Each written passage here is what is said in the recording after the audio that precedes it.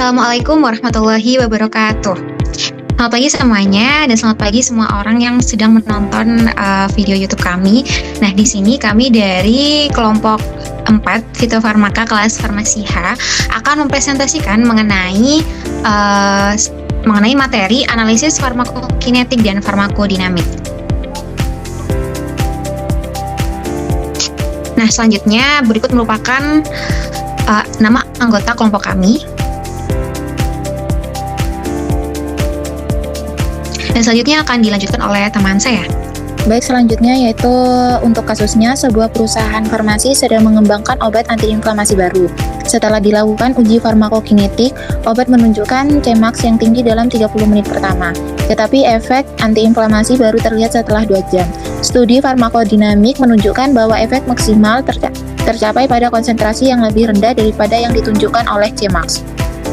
Baik, selanjutnya mengapa ada keterlambatan antara Cmax dan efek antiinflamasi yang muncul? Yang pertama, distribusi ke jaringan target. Setelah mencapai kadar puncak plasma, obat perlu waktu berdifusi ke lokasi inflamasi. Kemudian, efek baru muncul setelah obat mencapai reseptor target. Yang kedua, mekanisme kerja tidak langsung. Efek antiinflamasi ini sering melalui proses sekunder seperti inhibisi sintesis prostaglandin dan regulasi gen sitokin, serta butuh waktu untuk menimbulkan efek fisiologis. Kemudian pertanyaan kedua yaitu berdasarkan studi farmakokinetik dan farmakodinamik, bagaimana cara menentukan dosis yang optimal untuk pengujian klinis. Yang pertama, sebelum ke manusia itu harus ada data toksisitas, metabolisme, ekskresi, dan distribusi pada hewan. Kemudian data tersebut dapat membantu memperkirakan tentang dosis manusia di awal. Selanjutnya, melakukan evaluasi PK mulai dari konsentrasi plasma, waktu, distribusi, eliminasi, dan biomarker efek farmakologik pada dosis rendah awal untuk memantau tolerabilitas dan keamanan atau efek samping. Dari sini bisa diperoleh estimasi dosis aman dan profil eksposur obat. Next. Selanjutnya, itu kita gunakan data PK dan PD untuk mengaitkan exposure, misalnya AUC, Cmax, dengan efek terapeutik atau toksik. Kemudian identifikasi parameter yang mungkin memprediksi efektivitas ataupun toksisitas. Lalu dengan model populasi nanti dapat mensimulasikan bagaimana skenario dosis dan frekuensi pemberian. Yang keempat itu dosis dan skema pemberian diuji pada pasien target dengan mempertimbangkan mulai dari hasil PK dan PD, keamanan fase 1, variabilitas antar individu. Tujuannya untuk memperkirakan dosis optimal yang memberikan efek terapeutik dengan profil keamanan yang dapat diterima. Next.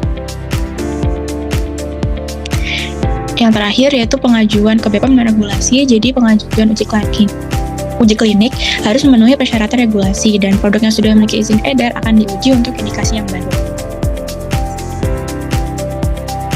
Ada implikasi terhadap pengembangan regimen dosis yang aman dan efektif. Yang pertama ada menentukan dosis yang tidak perlu terlalu tinggi karena Emax dicapai pada konsentrasi yang lebih rendah dari Cmax. Dosis tinggi hanya akan meningkatkan resiko efek samping tanpa menambahkan efek terapi. Regimen dosis dapat disesuaikan untuk menghindari konsentrasi puncak berlebih. Yang kedua, ada menyesuaikan waktu pemberian atau bentuk sediaan karena efek muncul tertunda 2 jam setelah pemberian. Bentuk sustained atau correlate reliability dapat dikembangkan agar kadar obat stabil dalam rentang konsentrasi efektif. Next. Yang ketiga, ada mengoptimalkan interval dosis delta FK FD membantu menentukan durasi efek obat, sehingga interval antara dosis dapat diatur agar efek antiinflamasi tetap konsisten tanpa akumulasi toksik. Yang keempat, meningkatkan keamanan dan efektivitas perusahaan dapat merancang regimen dosis minimal efektif untuk menjaga efikasi dan menurunkan resiko toksisitas. Next.